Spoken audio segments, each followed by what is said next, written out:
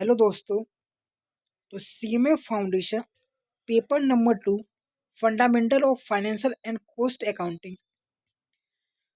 तो इस पेपर में से आपका जो one of the most important chapter है आपका, इसका नाम एनपीयू है। तो उस चैप्टर को हम आज से स्टार्ट कर रहे हैं। कंप्लीट चैप्टर डिस्कस करेंगे। 8-9 क्लासेस लग जाएगी इस कंप्लीट चैप्टर को करने की, लेकिन हम पूरे की पूरा चैप्टर कंप्लीट करेंगे आपके स्टडी मटेरियल से। आपको मैं एक बात यहाँ पे क्लियर कर दूँ कि जो ये चैप्टर है आपका एनपीओ, ये सिर्फ आपका फाउंडेशन के पॉइंट ऑफ व्यू से इम्पोर्टेंट नहीं है। ये आपका सीएमए इंटरमीडिएट का जो ग्रुप 1 है पेपर नंबर 5, उसके अंदर फिर आपको इस चैप्टर को पढ़ना है। ये आपका बीकॉम के अंदर भी है फर्स्ट ईयर के अंदर, और ये क्लास 12th में ये चैप्टर था ही, आपको पता ही है। बहुत ही इंपॉर्टेंट चैप्टर है, इसलिए आपको इस चैप्टर को बहुत ही ध्यान से समझना है। आपको एक एक वर्ड, एक एक चीज़ आपको अच्छे से पता होनी चाहिए। जल्दबाजी करने से कोई फ़ायदा नहीं है। तो सीधा स्टडी मटेरियल पे से पहुंचने से पहले मैं कुछ बेसिक बातें आपको हम बातें बताना चाहूँगा। जैसा कि आपको पता है कि आपकी जो बिजनेस होती है, जो आपकी बिजनेस एंटाइटी जो होती है, वो बहुत सारे टाइप्स की होती है। कंपनी, पार्टनरशिप, जॉइंट वेंचर, बहुत सारी टाइप्स की होती है। लेकिन मोटा मोटी तौर पे आप किसी भी यानी एंटाइटी को, किसी भी बिजनेस को आप दो पार्ट्स में, यानी दो पार्ट्स में आप बांट सकते हो। एक ऐसी एंटाइटी, एक ऐसा बिजनेस जिसका मोटिव प्रॉफिट कमाना होता है, और एक ऐसी एंटाइटी, एक ऐसा बिजनेस जिसका मेन पर्पज, जिसका मोटिव प्रॉफिट कमाना नहीं होता, समाज का कल्याण यानी कि सोसाइटी का वेलफेयर होता है। तो तो एक ऐसा एंटाइटी जिसका मोटिव प्रॉफिट कमाना नहीं होता, उसी को हम एनपीओ कहते हैं। इसको हम नॉट प्रॉफिट ऑर्गेनाइजेशन भी कहते हैं, और इसको हम नॉट फॉर प्रॉफिट ऑर्गेनाइजेशन भी कहते हैं। और रियल लाइफ में इस एनपीओ को आप एनजीओ के नाम से जानते हो। रियल लाइफ में आप एनपीओ का वर्ड नहीं सुनोगे। आप कहीं भी, अगर आप गूगल पे कहीं भी अगर आप देखोगे, तो आपको एनपीओ का वर्ड नहीं मिलेगा, आपको एनजीओ मिलेगा। तो एनजीओ और एनपीओ बिल्कुल सेम है, क्योंकि जब हम अकाउंटिंग करते हैं ना किसी एनजीओ की, तो हम वहाँ पे हम एनपीओ कहते हैं। लेकिन रियल लाइफ में ये आपका एनजीओ होता है। एक ऐसा बिजनेस होता है, एक ऐसी इंटाइटी होती है जिसकी स्थापना किसी भी टाइप के प्रॉफिट कमाने के लिए नहीं की जाती है। तो क्यों की जाती है? तो इस एंटाइटी, और यहाँ पे एक चीज़ मैं यही भी क्लियर कर दूँ कि एनपीओ को हम सेक्शन 8 कंपनी भी कहते हैं। यानी अगर आप उसको कहता है कि सेक्शन 8 कंपनी के बारे में बताओ, तो आप समझ जाना कि वो आपसे एनपीओ के बारे में ही पूछ रहा है। तो एनपीओ की जो सबसे पहले अगर बात करें, तो एनपीओ को स्टार्ट क्यों किया जाता है, ये तो हमने सीख लिया कि एनपीओ का मोटिव प्रॉफिट कमाना नहीं होता, तो फिर इसकी स्थापना क्यों की जाती है? तो एनपीओ की स्टैब्लिशमेंट की जाती है समाज के अंदर कल्चर, स्पोर्ट्स या फाइनेंशियली कोई वीक एरिया को प्रमोट करने के लिए, यानी किसी बैकवर्ड एरिया को प्रमोट करने के लिए हम इस एंटाइटी की स्थापना करते हैं। दूसरी बात यह है कि अभी मैंने आपको ये कहा कि इस एंटाइटी का जो मोटो होता है, जो पर्पस होता है, वो प्रॉफिट कमाना नहीं होता। लेकिन इसका मतलब ये भी नहीं है कि वो प्रॉफिट कमाती नहीं है। यानी दो चीज़ अलग है। इस एंटाइटी का मोटो जो होता है, उद्देश्य, वो प्रॉफिट कमाना नहीं है, लेकिन इसका मतलब ये नहीं है कि वो प्रॉफिट नहीं कमाती है। फॉर एग्जाम्पल, जैसे कि आप मान लो कि एक स्कूल है या एक मंदिर है। तो कोई भी मंदिर को जब आप बनाते हैं, हम स्टार्ट करते हैं, तो फायदे किसी प्रॉफिट कमाने के लिए नहीं करता। कोई भी, चाहे कितना बड़ा से बड़ा कोई मंदिर हो जाए आपका, उस मंदिर को जब हम बनवाते हैं, तो ये माइंड में नहीं रहता किसी के कि इस मंदिर को बना के हम पैसा कमाएंगे, नहीं। लेकिन इसका मतलब ये भी तो नहीं कि मंदिर पैसा नहीं कमाती, मंदिर तो बहुत पैसा कमाती है। यानी कहने का मतलब मेरा ये है कि जो एनपीओ एंटाइटी, जिसको हम एनजीओ भी कहते हैं, इसकी स्थापना, इसकी स्टैब्लिशमेंट प्रॉफिट कमाने के लिए नहीं होती। लेकिन इसका ये मतलब मत समझ लेना कि ये प्रॉफिट नहीं कमाती है। लेकिन इस वो प्रॉफिट कमाती है, लेकिन इस एंटाइटी प्रॉफिट को क्या कहती है? वो प्रॉफिट को कहती है सरप्लस, और लॉस को कहती है वो डेफिसिट। यानी इसकी एस्टेब्लिशमेंट किया जाता है सोसाइटी में कल्चरल, स्पोर्ट्स, बैकवर्ड एरिया को प्रमोट करने के लिए। इसका मोटो प्रॉफिट कमाना नहीं होता, लेकिन ये मत समझना कि ये प्रॉफिट नहीं कमाती है। ये प्रॉफिट को सरप्लस कहती है, और ये बहुत ज़्यादा सरप्लस कमाती है आपकी। एनपीओ की एक और बात जो उसे अलग एंटाइटी से अलग बनाती है वो ये है कि जैसा कि आपको पता है कि चाहे वो कंपनी हो, चाहे वो पार्टनरशिप हो, वो जो भी साल में जो भी प्रॉफ़िट कमाती है, वो अपने मेंबर्स को डिस्ट्रीब्यूट करती है। पार्टनरशिप के अंदर मेंबर्स होते हैं उनके पार्टनर, कंपनी के अंदर उनके मेंबर्स होते हैं शेयर होल्डर। इसी तरीके से अदर बिज़नेस एंटाइटी के भी मेंबर्स होते हैं। हर बिज़नेस एंटाइटी क्या करता है, पूरे साल में जो प्रॉफ़िट कमाता है, अपने एक्सपेंस को पूरा करने के बाद, उस प्रॉफ़िट टैक्स को देने के बाद गवर्नमेंट को, जो भी प्रॉफ़िट अवेलेबल रहता है, उसको अपने मेंबर्स में डिस्ट्रीब्यूट कर देता है। ये अदर बिज़नेस एंटाइटी के फीचर्स मानी जाती है। लेकिन अगर बात करें हम एनपीओ की, तो एनपीओ अपने फ़ायदे को कभी भी अपने मेंबर्स के बीच में डिस्ट्रीब्यूट नहीं करता है। एनपीओ के अंदर भी मेंबर्स होते हैं। एनपीओ के अंदर भी मेंबर्स होते हैं, तो एनपीओ के बाद जो भी प्रॉफ़िट नहीं होता, एनपीओ के अंदर हम प्रॉफ़िट नहीं कहते, हम सरप्लस कहते हैं, इनकम कहते हैं। तो वो इनकम को, वो सरप्लस को कभी भी अपने मेंबर्स को डिस्ट्रीब्यूट नहीं करता। तो ये फीचर भी एनपीओ को अदर एंटाइटी से अलग बनाता है। अब हम एक बार आपके स्टडी मटेरियल में पढ़ते हैं कि क्या लिखा है एनपीओ के बारे में। एकदम ध्यान से आपको एक-एक चीज़ पढ़नी है। तो यहाँ पे लिखा है कि there are a certain organisation that are not established for making profit but to provide some service. जैसा कि अभी आपको मैंने कहा, कुछ ऐसी इंटाइटी होती है जिसकी एस्टैब्लिशमेंट प्रॉफिट कमाने के लिए नहीं की जाती। क्यों की जाती है? किसी सर्विस को प्रोवाइड करने के लिए की जाती है। This service are generally given to the member who make subscription. और ये सर्विस किसे दी जाती है? जो एनपीओ के मेंबर्स होते हैं, जो एनपीओ के सदस्य होते हैं। These are also called as a non trading entity. यानी यानी इसको हम नॉन ट्रेडिंग एंटाइटी भी कहते हैं, इसको हम एनजीओ भी कहते हैं, और इसको हम सेक्शन 8 कंपनी भी कहते हैं। जैसे स्पोर्ट्स क्लब हो गया, एजुकेशनल इंस्टीट्यूट हो गया, कोई भी स्कूल कॉलेज हो गया, तो उसको हम एनपीओ की कैटेगरी में ही डालते हैं, क्योंकि इनका मोटो मेन प्रॉफिट का ये फ़ायदा कमाती है, इनकम जनरेट करती है, लेकिन इनका उद्देश्य प्रॉफिट कमाना नहीं होता। हॉस्पिटल्स हो गई, लाइब्रेरी हो गई, कल्चरल क्लब हो गई, आपका रिलीजन इंस्टीट्यूशन हो गया, चैरिटेबल ट्रस्ट हो गई, ये सारी चीज़ें आपकी एनपीओ के आपकी कुछ एग्जाम्पल्स हैं। अब सवाल यहाँ पे एक और चीज़ उठता है कि अगर इस एंटाइटी का मोटो अगर प्रॉफिट कमाना नहीं होता, कोई फ़ायदा जनरेट करना नहीं होता, तो ये अपनी बिज़नेस की एक्टिविटी कैसे करती है? यानी बिज़नेस के अंदर जितने भी जो काम होती है, या ये जो अपनी सर्विस प्रोवाइड करती है, वो कैसे प्रोवाइड करती है? तो इस काम में हेल्प करती है आपकी, एक तो गवर्नमेंट आपकी हेल्प करती है। इसके अलावा जो एनपीओ के जो सदस्य होते हैं, जो मेंबर होती हैं, वो वो एक रेगुलर बेसिस के ऊपर फंड प्रोवाइड करता है एनपीओ को। बहुत सारे फंड होते हैं, जैसे एंट्रेंस फी हो गया, सब्सक्रिप्शन, लाइव मेंबरशिप, बहुत सारी चीज़ें आपके आगे आएँगी। अभी हम उन वर्ड्स को भी यहाँ पे डिस्कस नहीं करेंगे। आपको हर वर्ड्स के हम डिटेल में मीनिंग जानेंगे, लेकिन इन शॉर्ट कि एनपीओ के बाद मोटा-मोटी जो पैसा जो आता है, वो एक गवर्नमेंट से सपोर्ट मिलता है, ग्रांट मिलता है, और सबसे बड़ा दूसरा, एनपीओ के जो मेंबर होते हैं, सदस्य होते हैं, वो प्रोवाइड करते हैं। वो और मेंबर एनपीओ में अलग-अलग तरीके से प्रोवाइड करते हैं। कुछ एंट्रेंस फ़ी के थ्रू, मेंबरशिप फ़ी, लाइव मेंबरशिप फ़ी, सब्सक्रिप्शन, बहुत सारे तरीके हैं जिसके द्वारा ग्रांट, लेगेसी, जिसके द्वारा एनपीओ के मेंबर एनपीओ में अपना पैसा कंट्रीब्यूट करते हैं, ताकि एनपीओ अपनी एक्टिविटी कर सके। क्योंकि आपको, जैसा कि आपको पता है कि एनपीओ एक बिज कि एनपीओ के पास खुद का कोई पैसा नहीं होता। क्योंकि एनपीओ भी एक आपकी एक सेपरेट लीगल एंटाइटी है। क्यों? क्योंकि आपको पता है कि कोई भी जो कंपनी होती है, वो एक सेपरेट लीगल एंटाइटी होती है। कोई एनपीओ भी तो एक कंपनी है ना, सेक्शन 8 कंपनी। यानी अगर आपसे कोई पूछे कि क्या एनपीओ एक कंपनी है?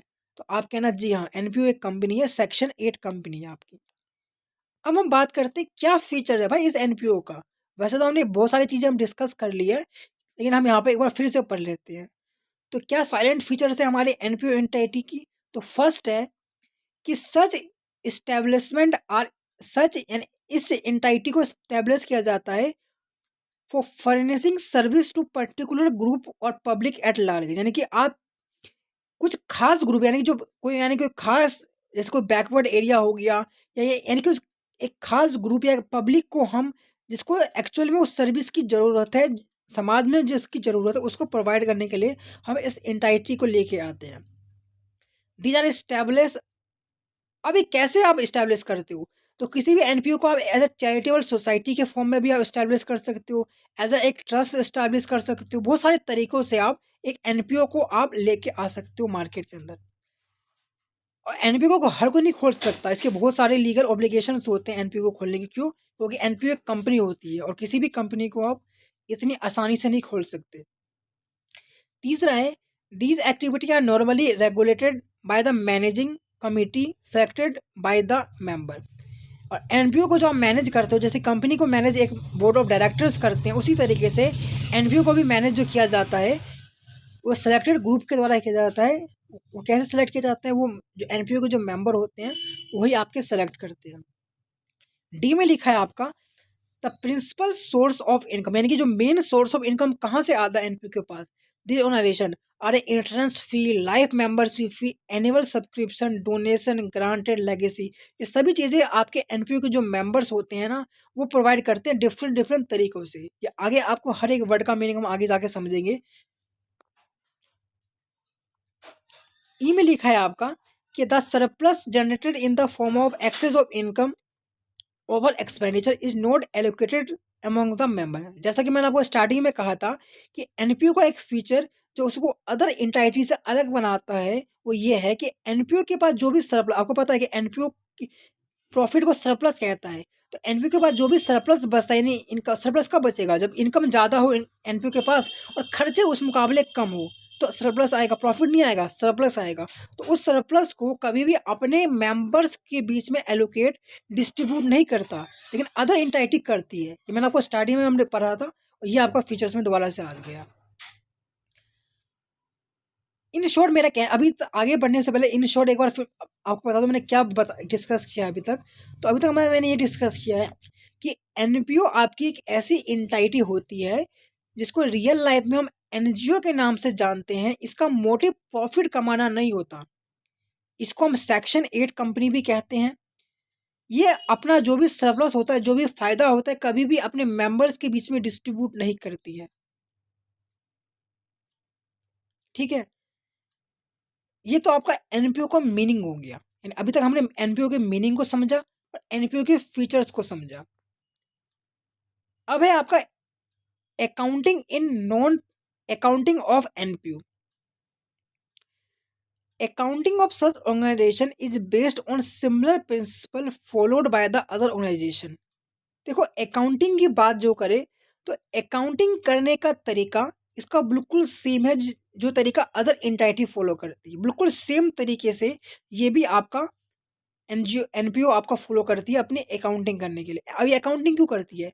ये अकाउंटिंग इसलिए करती है भाई कि आपको जैसा कि पता है कि एनपीओ के पास खुद का कोई पैसा नहीं है। एनपीओ के पास पैसा मेंबर से आ रहा है, गवर्नमेंट के सपोर्ट से आ रहा है। तो गवर्नमेंट ये जानना चाहती है, उसके मेंबर्स ये जानना चाहते हैं एनपीओ के कि भाई जो पैसा हम एनपीओ को दे रहे हैं उसका यूज कहाँ पे कर रही है, किन चीज़ों पे कर रही है, किस एरिया में कर रही है। तो इसका पता इसका ये एनपीओ कैसे बताएगा? तो इसके लिए एनपीओ को अकाउंटिंग करनी पड़ेगी।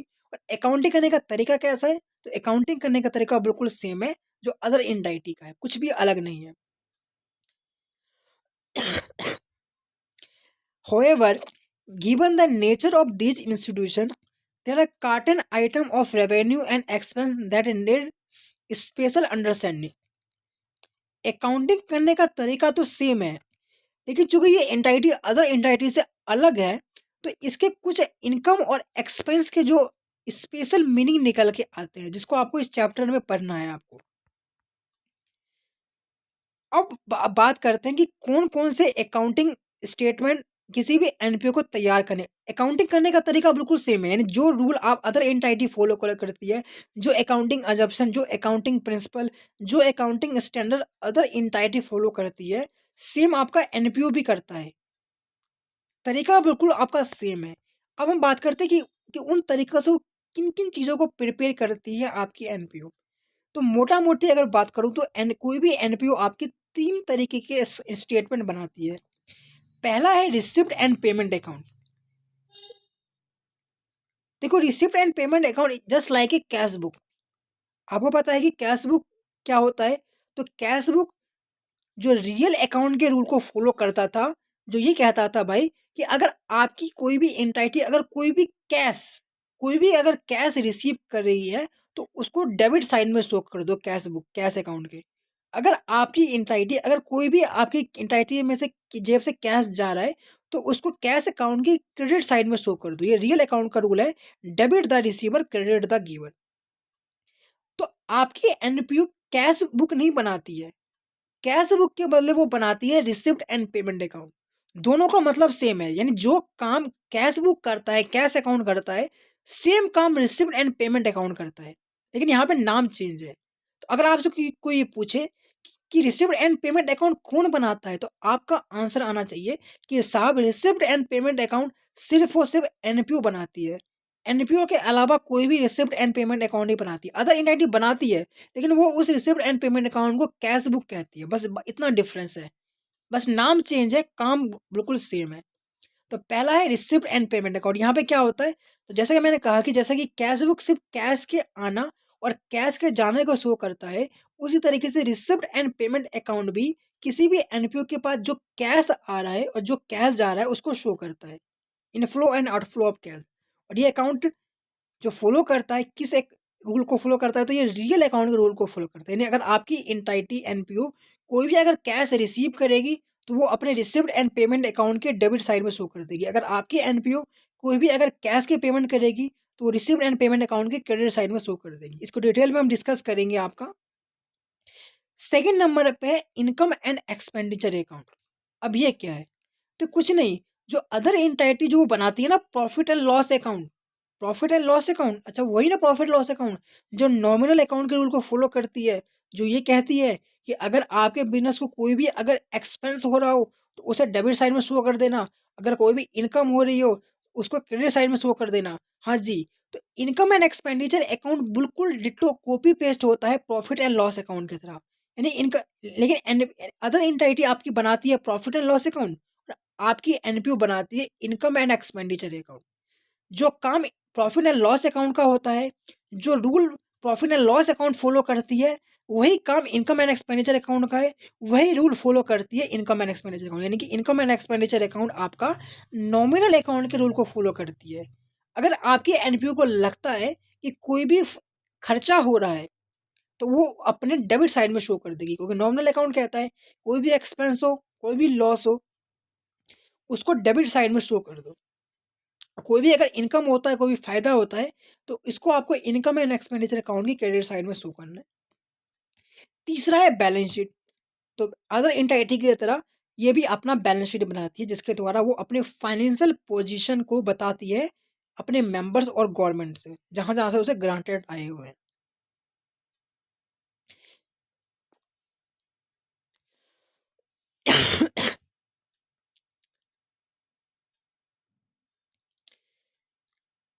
यानी कहने का मतलब ये है कि आपका कि एनपीओ आपकी तीन टाइप के अकाउंट्स प्रिपेयर करती है। पहला है रिसिप्ट एंड पेमेंट अकाउंट, दूसरा है इनकम एंड एक्सपेंडिचर अकाउंट, और तीसरा है आपका balance sheet.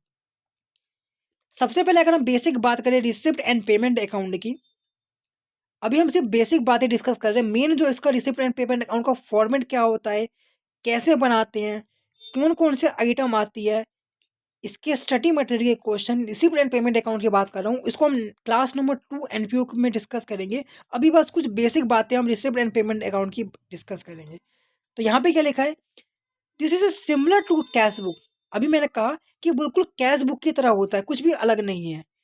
Entry are made on the cash basis, an item pertaining to the previous year, current year, subsequent year are also record. कहने का मतलब ये लिखा है आपका कि भाई रिसिप्ट एंड पेमेंट अकाउंट एक जस्ट एक कैश बुक है, और कैश के आने और कैश के जाने को आपको रिकॉर्ड करना है। यानी इस एक अकाउंट को ये मतलब ही नहीं है कि कौन सा कैश प्रीवियस ईयर का आपने इस साल रिसीव कर लिया है, या कौन सा फीचर का कैश आपने अभी रिसीव कर लिया है। यानी मान लो ये फीचर में आपको कोई पैसा मिलने वाला था नेक्स्ट ईयर में, वो पैसा आपने आज ही रिसीव कर लिया, तो उसको भी आप रिसिप्ट एंड पेमेंट अकाउंट में रिकॉर्ड करोगे। कहने का मतलब ये है कि रिसिप्ट एंड पेमेंट अकाउंट को ये मतलब ही नहीं है कि वो पैसा प्रीवियस ईयर का है, कि करंट ईयर का है, कि नेक्स्ट ईयर का, उससे मतलब ही नहीं है। मतलब ये करता है कि क्या आप कैश रिसीव कर रहे हो, कि आप कैश पे कर रहे हो, बस इससे मतलब है। अगर ऐसा हो रहा है, तो आप रिसिप्ट एंड पेमेंट अकाउंट में शो करोगे, जैसा कि कैश बुक शो करता है। It began with the cash in hand, यानी इसकी शुरुआत इसके 2 साइड्स होते हैं आपके रिसीव्ड एंड पेमेंट अकाउंट के। ये रहा आपका रिसीव्ड एंड पेमेंट अकाउंट का फॉर्मेट। तो इसके आपके 2 साइड्स होती है, एक होती है रिसीव्ड साइड, डेबिट साइड, एक होती है पेमेंट साइड।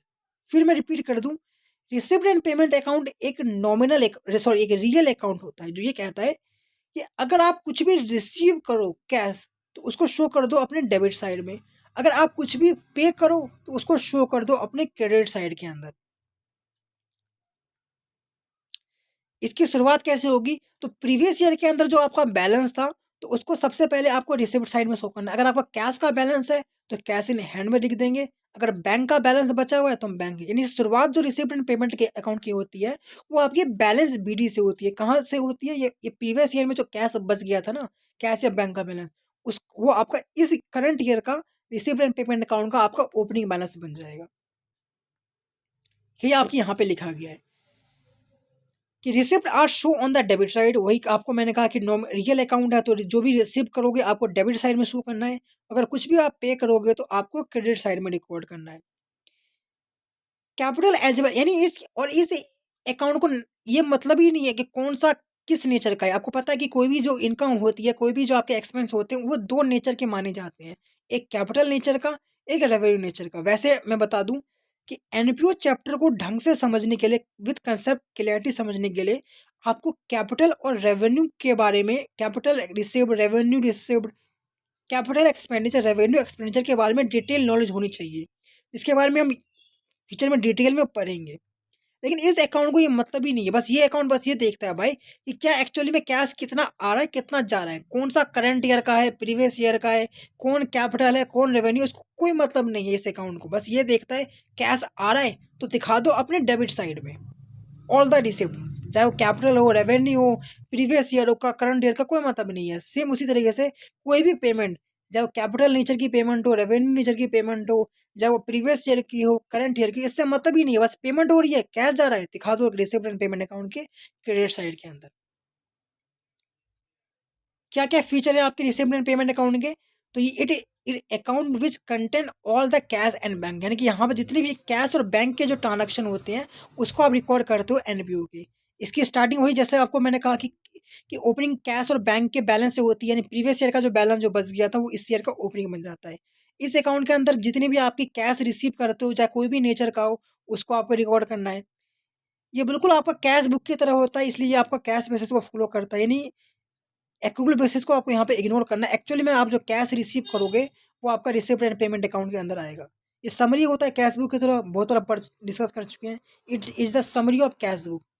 और ये कौन सा अकाउंट है? तो ये आपका एक रियल अकाउंट है। फॉर्मेट आपने देख ही लिया है, ठीक है। तो आज की क्लास के अंदर हमने कुछ बेसिक बातें समझा कि एनपीओ क्या होता है, कि एनपीओ एक ऐसी एंटिटी होता है जिसका मोटिव प्रॉफिट कमाना नहीं होता है। फिर हमने ये सीखा कि एनपीओ को रियल लाइफ में हम एनजीओ कहते हैं। इसको प्रमोट किया जाता है, इस्टेब्लिश किया जाता है सोसाइटी में, किसी कल्चर को, किसी रिलीजन को प्रमोट करने के लिए, किसी बैकवर्ड एरिया को प्रमोट करने के लिए। इसके पास खुद का पैसा नहीं होता है, इसके पास जो भी पैसा आता है वो मेंबर्स देते हैं, गवर्नमेंट देती है। फिर हमने ये सीखा कि एनपीओ कभी भी अपने फ़ायदे, पहली बात तो अपने फ़ायदे को हम प्रॉफिट नहीं कहते, सरप्लस कहते हैं। और इस सरप्लस को कभी भी वो अपने मेंबर्स के बीच में डिस्ट्रीब्यूट नहीं करता है। फिर हमने सीखा कि एनपीओ को अकाउंटिंग करने का रूल और तरीका बिल्कुल सेम होता है जो अदर एंटिटी का होता है। और ये अपने फाइनेंशियल स्टेटमेंट के अंदर, अकाउंटिंग के अंदर 3 अकाउंट को बनाए, यानी करने का तरीका रूल सेम है। यानी जो आप अदर एंटिटी जो रूल फॉलो करती है, वही रूल ये फॉलो करती है। ये कौन-कौन से अकाउंट बनाती है? तो ये 3 अकाउंट बनाती है। रिसीव्ड एंड पेमेंट अकाउंट बनाती है, जो बिल्कुल कैश बुक की तरह होता है। फिर इनकम एंड एक्सपेंडिचर अकाउंट बनाती है, जो बिल्कुल प्रॉफिट एंड लॉस अकाउंट की तरह होता है। और तीसरा आपकी बैलेंस शीट, ठीक है? इसके आगे का हम डिस्कस करेंगे नेक्स्ट क्लास के अंदर। नेक्स्ट क्लास के अंदर हम कुछ रिसिप्ट एंड पेमेंट अकाउंट के क्वेश्चन करेंगे कि कौन-कौन से आइटम आपकी रिसिप्ट एंड पेमेंट अकाउंट के अंदर आता है, डिटेल में करेंगे। और स्टडी मटेरियल के क्वेश्चन भी करेंगे। This is your first class of NPO.